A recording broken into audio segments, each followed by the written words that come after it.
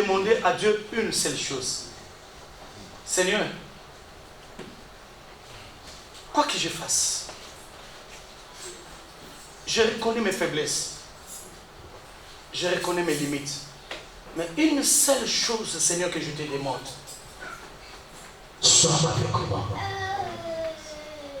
Sois seulement avec moi. Seigneur, si tu veux me bénir, bénis. Si tu veux me faire passer par les épreuves, Seigneur, que je passe, bien sûr. Mais une chose est vraie. Sois avec moi. Sois avec moi. Hier, j'étais ici jusqu'à, je ne sais pas, 22h ou 21h, en train de préparer le culte d'aujourd'hui. Arranger la salle. Alléluia. Amen. Qui a apprécié la salle? Alléluia. Qui a apprécié? Alléluia. Amen. On acclame quand même notre Dieu. Alléluia. Alléluia. C'est pas encore fini. Alléluia. C'est pas encore fini. Mais ce qui est fait quand les invités entrent, ils disent waouh. Ils disent toujours waouh. Alléluia. Amen. Ma fille, ils disent toujours waouh. Alléluia. Alléluia. Amen. Et deuxièmement, ils disent réellement, assurément que Dieu est ici. Alléluia. Le problème avec Dieu, ce n'est pas l'argent. Le problème avec Dieu, qu'il accepte de t'accompagner. Tu peux être un homme de Dieu, puissant dans la vie. Mais une chose est vraie. La différence, c'est quand Dieu est avec toi. Quand Dieu marche avec toi. Tu peux être un enfant de Dieu. Tu passes des moments difficiles. Et ma soeur, mon frère, je te donne un secret. Prie, dis, Seigneur, ne me laisse pas. Ne m'abandonne pas. Amen. Sois avec moi. Ça fait plus de 15 ans que je suis en Christ. J'ai vécu des miracles chaque jour. Je suis venu dans ce pays avec un seul habit. Nous qui ont fait les marathons. Je suis allé au Liban, je ne connaissais personne, ni papa, ni maman. Ni une connaissance. Frère, j'ai vécu qu'avec ma vie. J'ai commencé à prêcher. Quand j'ai commencé à prêcher, une personne, je me rappelle, la première personne que j'avais prêché au Liban, c'était une béninoise. C'était une béninoise. Et c'est elle qui m'avait ouvert les portes. Elle est allée appeler les gens, les Africains. C'est comme ça que j'ai commencé à prêcher. Et Dieu a commencé à pourvoir. Pardon pour voir. Tout était bien. Il pourvoyait à tout. Tout était pourvu. Et il pourvoyait. À chaque séance, on me payait la maison. On était peut-être à 20. Plus 30 ou 40. Alléluia. Et quand la police venait, il me trouvait en train de prêcher.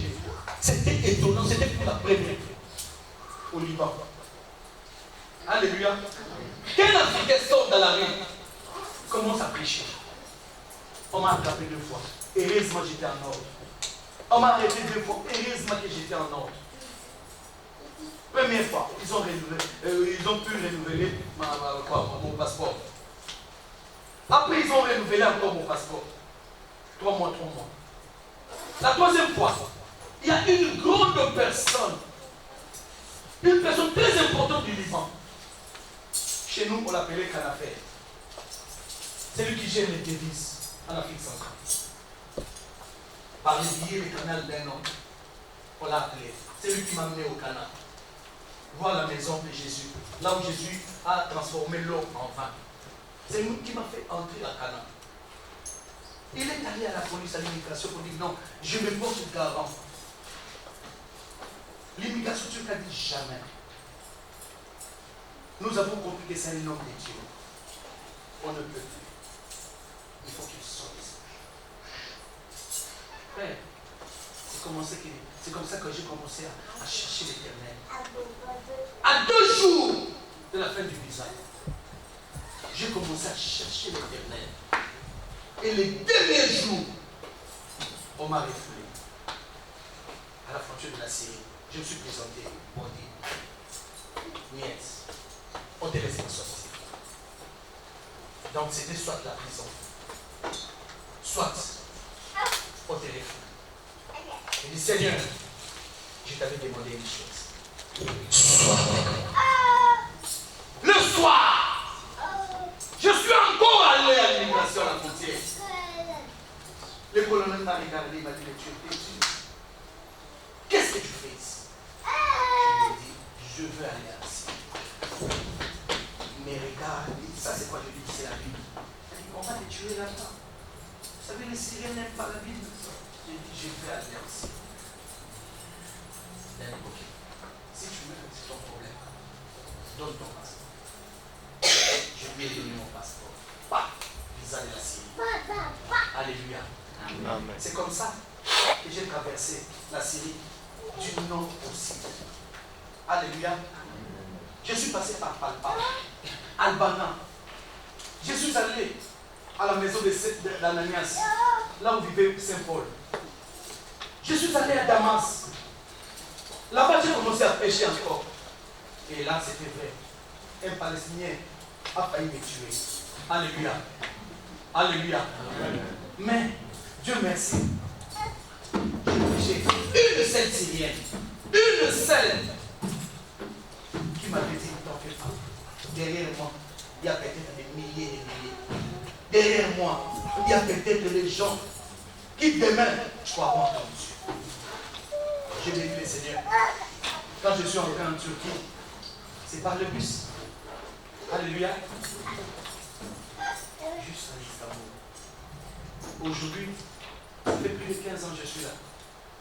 Et Dieu m'amène dans des cités pour faire mes études, voir.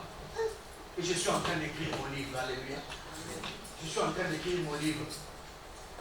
Et les titres que j'ai donnés, c'est sur les pas des apôtres. Sur les pas des apôtres. Alléluia. Amen. Et plus précisément en Turquie, j'ai écrit dans la terre des apôtres. Alléluia. J'appelle la Turquie la terre des apôtres. Parce que c'est ici que le réveil a commencé. C'est ici que Paul, alléluia, l'apôtre des païens, l'évangile a atteint le monde, c'est par ici. Alléluia. C'est par ici. C'est aujourd'hui nous devons parler de l'agneau. Alléluia. Alléluia. Amen. Nous sommes dans la bonne place. Amen. Nous sommes dans la bonne place pour parler de Dieu. Nous sommes dans la bonne place pour parler de Jésus. Nous sommes dans la bonne place. Marie n'est pas morte en Israël. Marie est ici à Éphèse. Alléluia. S'il y a quelqu'un qui va nous raconter l'histoire exacte de Jésus depuis sa naissance, ce n'est que Marie. Celle qui l'a porté. Celle qui l'a enfanté. Alléluia. Amen. Elle est ici, à Éphèse. Alléluia. Amen. Alléluia. Amen. Oui. Quand vous allez en Israël, vous dites que Marie était... C'est faux. C'est faux. La dernière demeure de Marie, c'est ici. Elle était venue avec Jean. Jean était le disciple le plus aimé du Christ. Il était encore jeune quand il a connu le Seigneur. Et c'était le dernier disciple à mourir vieux. Alléluia. Parmi les 12, il y a eu Pierre, le plus vieux. Alléluia. Amen. Que Jésus a respecté l'onction sur Pierre. Il a dit, Pierre, sur toi Pierre, moi je bâtirai mon église. Et Pierre était l'aîné, le plus âgé de tous les disciples. Jésus a respecté quoi? l'onction. Alléluia. Il a dit à l'aîné, je donnerai la clé. Mais au cadet, je donnerai la vision. Apocalypse. Alléluia. Alléluia. Amen. Je parlerai seulement 20 minutes. Pendant 20 minutes, alléluia. Amen. Pendant au moins 20 minutes, nous allons parler de l'agneau. Alléluia. Jésus est ma Pâque. Comme il y a la Sainte Seine aujourd'hui, j'ai parlé pendant 20 minutes. Après les 20 minutes, nous allons passer à la Sainte Seine. Alléluia. Amen. Alléluia. Amen. Jésus est ma Pâque. Notre titre. Exode 12 du 1er au 14e verset. Si nous pouvons lire rapidement Exode 12 du 1er au 14e verset. Exode chapitre 12 du 1er au 14e verset. Exode 12. Yes. Rapidement. Chapitre 1er. Oui. Non. Chapitre 12. Exode chapitre 12 du 1er verset au 14e. Je lis en nom de Jésus. Amen. L'Éternel dit à Moïse et à Aaron dans le pays d'Égypte. Yes. Ce mois-ci sera pour vous le premier des mois. Il sera pour vous le premier des mois de l'année. Ce mois-ci sera pour vous les premiers de mois de l'année, alors qu'ils étaient déjà au milieu de l'année. Alléluia. Amen. Laisse-moi expliquer ça. Frère, dans la vie, quand est-ce que tu commences ta vie? Ta réelle vie de la bénédiction, c'est quand tu rencontres Jésus. Amen. Quand quelqu'un rencontre Jésus dans sa vie, la Bible a dit, il a une nouvelle clé. Créature, les choses anciennes sont, toutes choses sont devenues. Voilà pourquoi on les appelle les nés de nouveau. Quand est-ce que quelqu'un est né de nouveau? La nouvelle naissance, c'est une naissance aussi, mais spirituelle. Tout ce qui était passé est passé. Maintenant, c'est le Saint-Esprit qui commence à t'équiper. Ton passé n'a plus des effets, n'a plus d'influence dans ta vie. Parce qu'il y a quelqu'un qui l'a ôté. Alléluia. Qui l'a effacé. Frère, peu importe ton auteur d'hier, peu importe ce que tu as fait hier, mais aujourd'hui, la Bible dit, si vous entendez ma voix, n'entendez pas vos cœurs. Dès que vous ouvrez, Dieu entre en vous. La Bible dit, il va changer votre nature. Amen. Il vous donnera une nouvelle nature. Une nature céleste. Une nature spirituelle. Alléluia. Amen. Vous êtes maintenant comme un bébé. Amen. Alléluia. Amen. Alléluia. Amen. Alléluia. Amen. Oh, j'ai béni le Seigneur. Parce qu'un jour j'ai rencontré une sœur qui témoignait. Alors qu'elle témoignait, c'était là où elle faisait la prostitution. C'était très dur pour elle de témoigner. Alors que là, il y avait ses clients. Alléluia. Mais ce que j'ai aimé dans cette femme-là, elle a dit, peu importe ce que toi tu as fait avec moi, là où tu es, tu me regardes, peu importe ce que tu as fait de mon corps, mais aujourd'hui, celle qui est devant vous, c'est une nouvelle créature. Amen. Ah non. Elle a dit, tout ce que nous avons fait, pour moi, ça n'existait plus. Si toi, tu l'as ça, même moi, je n'ai plus. Pourquoi? Parce que j'ai réussi le Seigneur. Il a effacé ma mémoire. Ma mémoire d'hier a été effacée. Alléluia. Aujourd'hui, je suis une nouvelle créature. Pourquoi? Parce que les gens aiment toujours rappeler aux autres leurs défauts.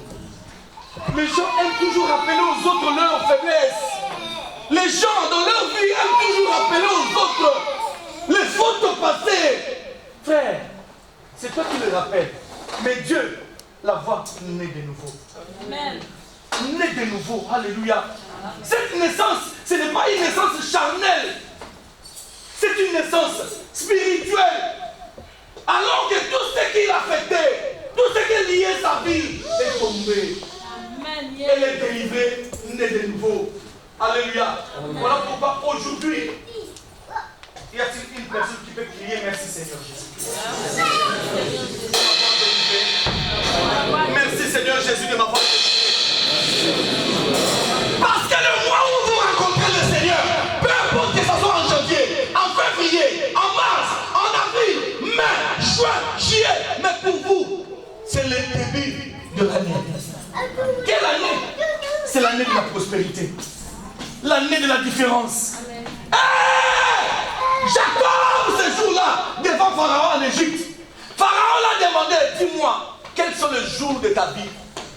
Quel âge as-tu? Jacob a dit, mes jours passés étaient couverts de la honte. Amen.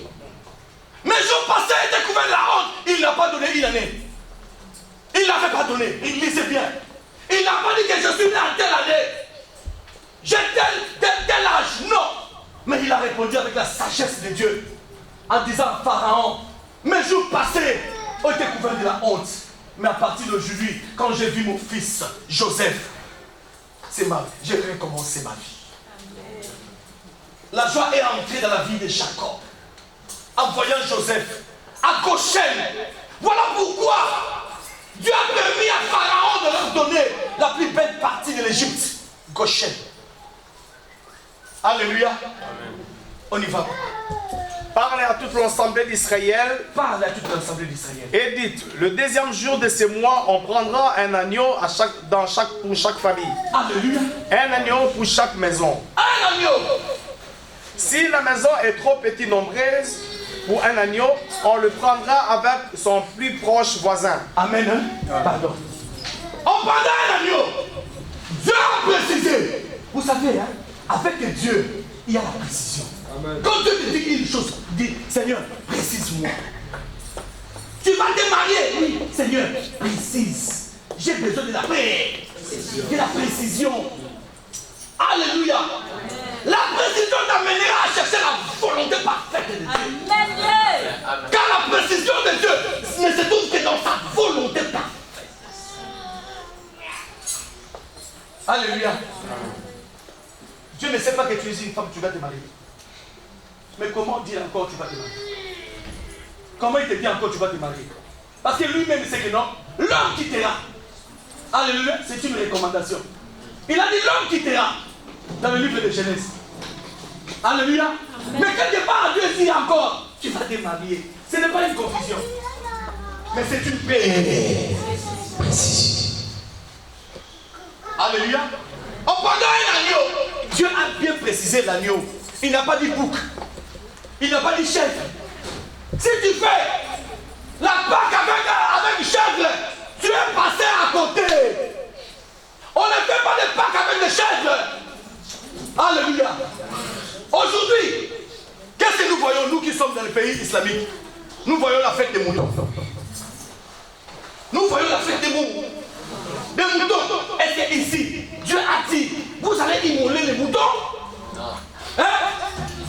Dieu est dans sa précision, frère. Voilà pourquoi il y a des gens, hein, quand il y a la fête des moutons, papa, ne participe pas, ne mange pas. Toute personne qui mange ces moutons-là participe à l'adoration de leur Dieu.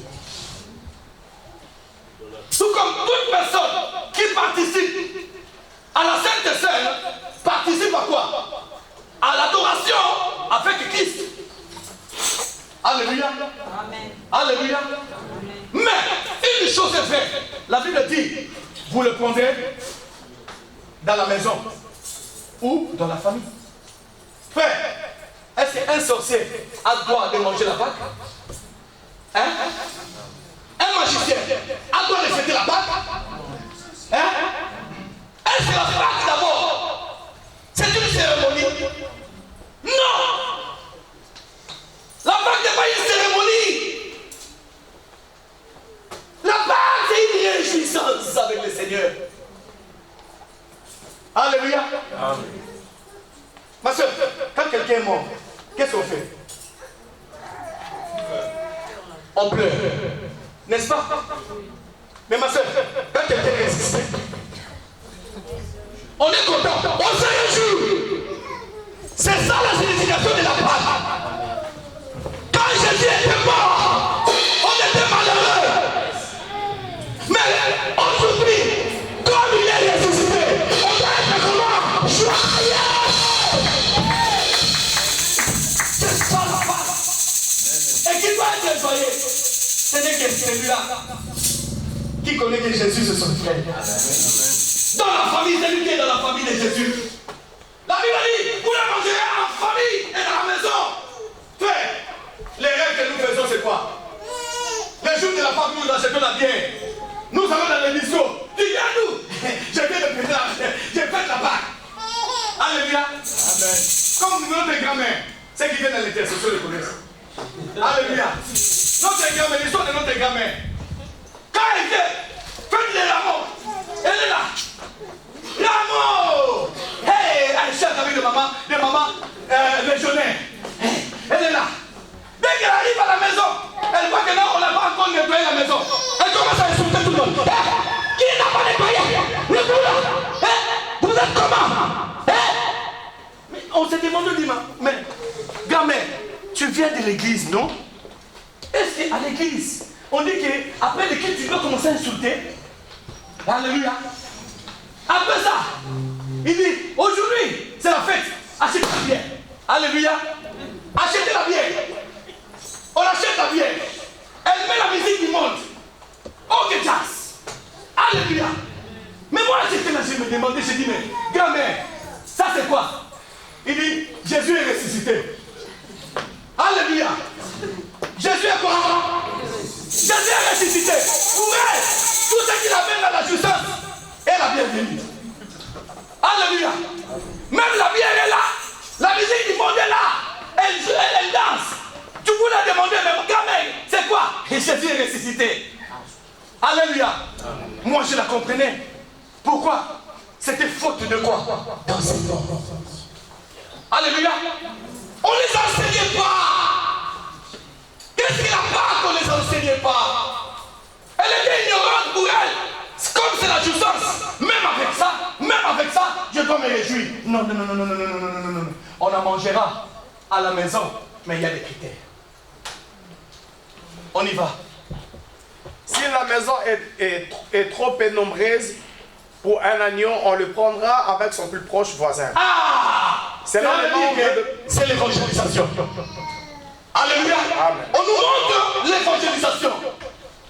Si dans votre maison tout le monde est sauvé, allez appeler ceux qui ne sont pas sauvés. Alléluia. Amen. Allez gagner ceux qui ne sont pas sauvés. La famille en Christ, c'est quoi? C'est l'ensemble de tous ceux qui sont en Jésus-Christ. Tous ceux qui sont sauvés et tous ceux qui ont